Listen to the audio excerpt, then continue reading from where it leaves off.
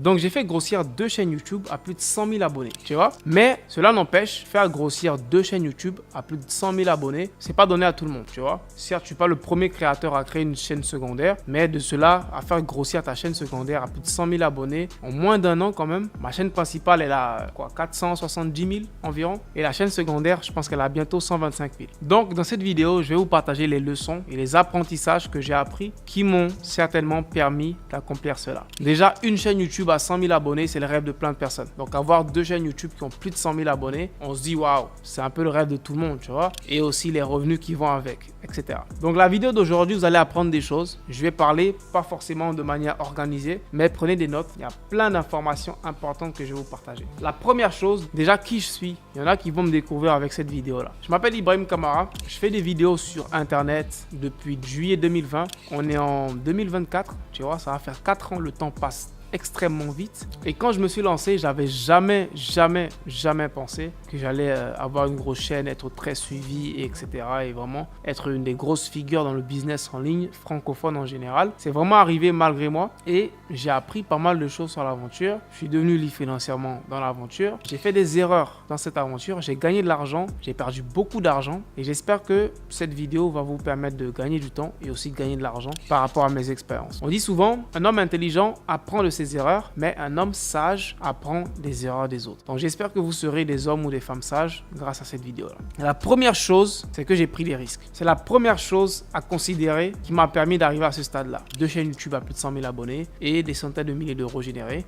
J'ai pris des risques. Le premier risque que j'ai pris dans ma vie, c'est le risque de... Je suis à plein temps dans les études avec vraiment l'implication qu'il faut et j'ai pas assez de temps vraiment pour autre chose. Mais je vais me lancer dans le business. Je vais lancer une activité sur le côté. C'est un gros risque. Parce que le risque, c'est quoi? C'est potentiellement mon attention va être déviée vers ce business-là. Et j'aurai moins, on va dire, de concentration dans mes études. C'est ça le risque. Et peut-être que je vais échouer mon année. Peut-être que je vais avoir des mauvaises notes juste parce que je ne suis pas concentré à 100% sur mes études. Mais c'est un risque que j'ai pris. Dans les débuts, le risque, il n'était pas forcément apprécié par l'entourage, tu vois. Et c'est normal parce que, en soi, les études, c'est le focus. Tes parents te diront, les études, c'est le focus, c'est normal. Quand tu fais autre chose, ils ne sont pas forcément contents parce qu'ils se disent, concentre-toi sur tes études et après, tu pourras faire autre chose. Mais moi, malheureusement, cette vision de la vie là m'allait pas, tu vois, de me dire je vais d'abord finir mes études, je vais avoir un boulot et après maintenant je vais pouvoir lancer mon business ou faire quelque chose sur le côté. Et pourquoi ça faisait pas sens pour moi? Parce que déjà je voyais les personnes autour de moi, que ce soit les amis, etc. Et je me disais ces personnes là, elles n'ont pas forcément appliqué cet exemple-là. Ou du moins, peut-être qu'elles ont essayé de l'appliquer, mais ça n'a pas forcément marché. Parce que lorsque tu es salarié, lorsque tu as un boulot, tu as une situation, de un, tu as moins d'énergie pour pouvoir même te concentrer sur une autre activité. Tu travailles du lundi au samedi, certains du lundi au dimanche. Tu as moins d'énergie. Qui dit moins d'énergie dit moins de concentration. Tu retournes du boulot, tu es complètement épuisé, tu n'as même pas la tête à penser à faire quelque chose et tu as moins de temps à consacrer à ton activité. Donc moi, je me disais, en tant qu'étudiant, certes, les études, c'est chronophage, encore ça va, mais tu as assez de temps libre en tant qu'étudiant par rapport à un salarié. Donc en tant qu'étudiant, j'ai énormément de temps libre. Pourquoi ne pas profiter de cette période-là? Et je vais laisser passer cette période-là et c'est pendant que je serai salarié où j'aurai moins de temps libre, c'est là que je vais chercher à lancer une activité. Ça faisait même pas sens pour moi. Je me disais, mais ça fait pas de sens. C'est maintenant que je suis étudiant, j'ai beaucoup de temps libre, j'ai assez d'énergie, je suis jeune, voilà, je peux faire les deux à la fois. C'est comme ça que moi j'ai réfléchi, j'ai pris ce risque-là. Voilà, la daronne, le daron, ils sont pas forcément contents, etc. Mais après, c'est des risques que tu dois prendre, ok? Certains prendront le risque, ça va réussir. Certains prendront le risque, ça va pas réussir. Chacun sa chance, mais il faut prendre des risques. Voilà. Moi, je me dis, je préfère vivre avec, je dirais, les souvenirs de mes échecs plutôt que de vivre avec les regrets des choses que j'ai pas essayé. Parce que ça va te ronger toute ta vie, hein. Les regrets de j'aurais pu faire ça, j'aurais pu parler à cette fille, j'aurais pu lancer ce business, j'aurais pu quitter mon boulot, mais je l'ai pas fait. Qu'est-ce qui allait se passer si je l'avais fait? Voilà. Les erreurs, tout le monde en fait. Donc c'est la première chose, j'ai pris des risques. Je me suis lancé dans le business en ligne. Et attention, ma première activité, c'était pas YouTube. Ma première activité, c'était le freelance. J'ai testé le freelance, après j'ai testé le e-commerce, j'ai testé le dropshipping, j'ai eu des mini succès avec tous ces business models. La vente de services, je l'ai pas forcément testé à fond, mais j'ai testé plusieurs business models. J'ai testé la vente de voitures, donc que ce soit vente de produits physiques comme digitaux, j'ai testé. Donc ça m'a donné vraiment une vague d'expérience que j'avais à raconter. Donc étant une personne qui a envie de raconter des choses, la première direction que je me suis dit, c'était pourquoi pas créer une chaîne YouTube où j'allais parler de tout ça. Donc Donc de là, j'ai créé la chaîne YouTube et j'ai commencé à partager mes expériences. Et boum, ma première vidéo, elle en 24 heures, je pense que j'ai fait 100 vues ou 80 vues, un truc comme ça. Pour moi, à l'époque, en 24 heures, c'était énorme, tu vois. 80 personnes, si tu les mets dans une salle, c'est beaucoup de personnes à l'époque. Aujourd'hui, 400 000, 500 000, c'est encore plus énorme. Donc je me disais, 80 personnes ont pris leur temps, ils ont regardé ma vidéo. Ça a changé ma vie ce jour-là. Et les jours qu'on suivi, la motivation, elle a grimpé. J'ai fait des vidéos et ça a explosé 6 mois après. YouTube, ça n'a pas explosé genre en une semaine, en 2 semaines. Quand je dis exploser, c'est genre être monétisé. De passer de 0 à 1000 abonnés,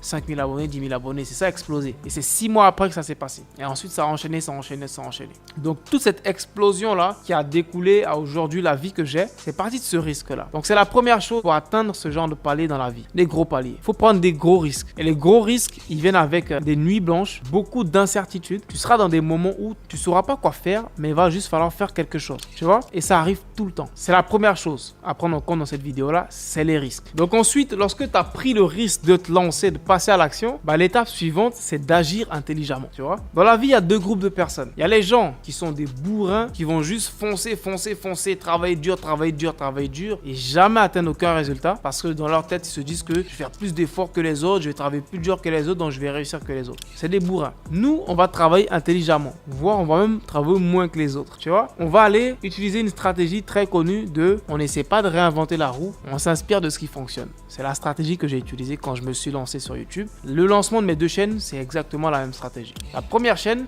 je me suis lancé dans cette thématique du business en ligne, en francophonie. J'ai regardé ce qui se faisait aux US en termes de business en ligne. J'ai regardé ce qui se faisait en francophonie en termes de business en ligne. J'ai vu des similitudes, ok? Et j'ai vu un point, on va dire un point de convergence où moi j'avais un avantage concurrentiel. Et l'avantage concurrentiel que j'avais, c'est que dans cet univers du business en ligne francophone, il y a des types de vidéos qui sont des vidéos plus aventurières où tu montres réellement étape par étape, tu rentres dans les envers vraiment du business que tu fais ou que tu testes en général. Et ça manquait beaucoup dans l'univers francophone. Des vidéos comme les plus grosses vidéos qu'on réussit sur ma chaîne, comme j'ai testé le minage de Bitcoin, j'ai essayé les applications, faire de l'argent, etc., etc. Ce genre de vidéos-là. Et j'ai commencé à les produire. Franchement, instantanément, quand j'ai commencé à produire ce genre de vidéos, c'était des bangers. À chaque fois, ça explosait, tu vois. Et c'est là que franchement, je me suis rendu compte que waouh, YouTube, c'est une opportunité de malade. Et là, je suis dans une sous-niche que je me suis créée en francophonie. Là, j'étais le seul à faire ça à l'époque. Et j'ai continué, j'ai créé vraiment une grosse audience autour de ça. Et je ne me suis pas arrêté à ça, je me suis diversifié. Comme tout business, tu te diversifies. Et tu testes plusieurs thématiques. Tu parles de YouTube, tu parles du e-com, tu parles d'Amazon, tu touches un peu à toutes les thématiques, histoire de ne pas être, on va dire, trop restreint. Et je pense que ça m'a aidé. Ça m'a aidé vraiment à gratter un peu, grappiller un peu dans toutes les audiences et à me créer un peu une audience autour de, on va dire, mon personnage et les personnes qui kiffent juste Ibrahim et son contenu et vraiment ses astuces et sa manière de faire. Donc ce travail-là, il a été vraiment méticuleux mais aussi progressif. Donc on est parti déjà de quelque chose qui marche déjà, une idée qui est prouvée, un style de vidéo qui est prouvé, une thématique qui est prouvée, on vient rien réinventer. Sauf que on s'attribue ça, on rajoute un peu ce que nous on a de spécial et boum, ça crée une recette de quelque chose qui explose et qui fait beaucoup de vues et tu te différencies facilement de la concurrence. Donc ça c'était le deuxième point. Maintenant le troisième point qui fait la différence, surtout lorsque tu es débutant, c'est la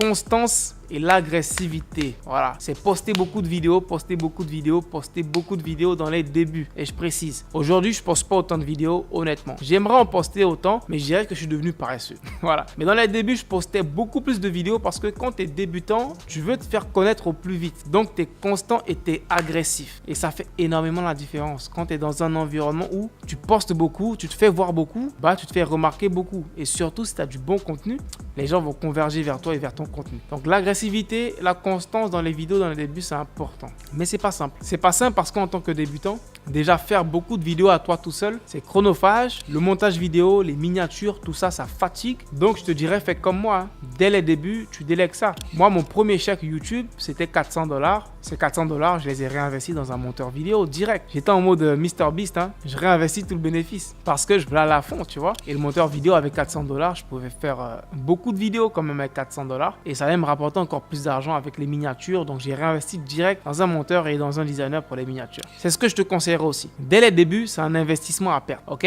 Mais ça va vite te faire gagner sur le long terme. Tu vas pouvoir poster beaucoup de vidéos et vite te faire remarquer dans ta thématique. Comparé à quelqu'un qui fait ses vidéos lui seul, il poste une vidéo par semaine. Toi, t'en postes 2, 3, voire 4 si t'es bien déter. L'agressivité et la constance dans les débuts, ça prime et franchement, ça va toujours primer devant tous les autres. L'avant-dernier point qui explique le succès que j'ai eu avec mes deux chaînes YouTube, et si Dieu le veut, que si je lance une troisième ou une quatrième, on aura sûrement le même succès. C'est de surfer sur les tendances. Surfer sur les tendances, c'est un truc dans les débuts, frère, tu dois être un surfeur. Moi, avec ma première chaîne, j'ai surfé sur les cryptos. 2020-2021, c'était l'âge des cryptos. J'ai fait pas mal d'abonnés de vues avec les cryptos, les NFT énormément, l'IA. Quand l'IA est venue, ma chaîne YouTube secondaire, elle a raidé l'IA. Si aujourd'hui j'ai plus de 100 000 abonnés sur ma chaîne YouTube secondaire, c'est principalement grâce aux vidéos sur l'IA. Donc les tendances, c'est quelque chose de primordial, que tu sois débutant ou même que tu sois un peu avancé comme moi. Les tendances, ça aide toujours à sortir du lot, à se faire connaître par plein de nouvelles personnes et à toujours continuer à augmenter sa visibilité. Et les tendances, pour les identifier, c'est très simple, hein. Juste sois connecté sur YouTube tout le temps. Tu verras un peu les dernières vidéos qui sortent, tu identifieras un peu les tendances, que ce soit sur YouTube, TikTok un peu. Le plus souvent, les tendances, elles sont un peu cross-platform. Donc surfer sur les tendances, c'est très important. Je t'invite à aller sur mes chaînes, hein. Regarde les vidéos les plus vues. À un point de l'histoire, les vidéos les plus vues sur mes chaînes, c'était des grosses tendances. Donc les grosses tendances, ça va toujours faire des vues et ça va toujours te permettre de grossir une audience assez rapidement. Maintenant, le dernier point qui a fait ma réussite et qui a fait la réussite de mes 2 chaînes YouTube, et c'est aussi un point qui va faire ta réussite dans le business, c'est d'être agile, d'être flexible. Tu vois, lorsque tu te lances sur YouTube, tu as une niche en soi. Ta niche, c'est le business, ta niche, c'est l'investissement, ta niche, c'est l'immobilier, etc.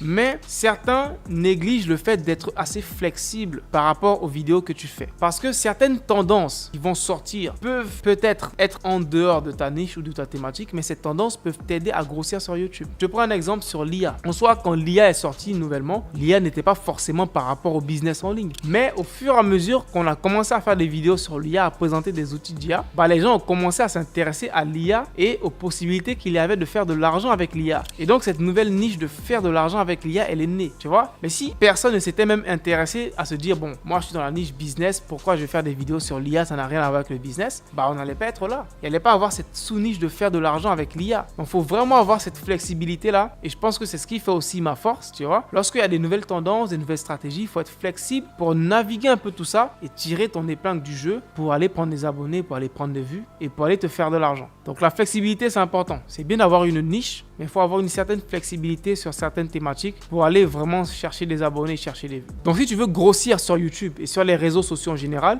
je t'invite à rejoindre ma communauté. Donc j'ai créé une communauté qui est complètement gratuite. Le lien sera quelque part dans la description de cette vidéo-là. Je t'invite à rejoindre la communauté. Il y a plein d'avantages. On fait des lives. Franchement, c'est une belle communauté. Je t'invite. Il y a aussi un autre lien dans la description. Si tu veux travailler avec mon équipe, on peut t'aider dans plusieurs manières différentes, que ce soit pour monétiser ton audience, faire tes vidéos à ta place, t'aider à te lancer sur YouTube ou sur les réseaux en général. On peut t'aider de plusieurs manières différentes. Donc, je t'invite à cliquer sur le lien dans la description et on se retrouve à la prochaine vidéo. Peace out, my guy.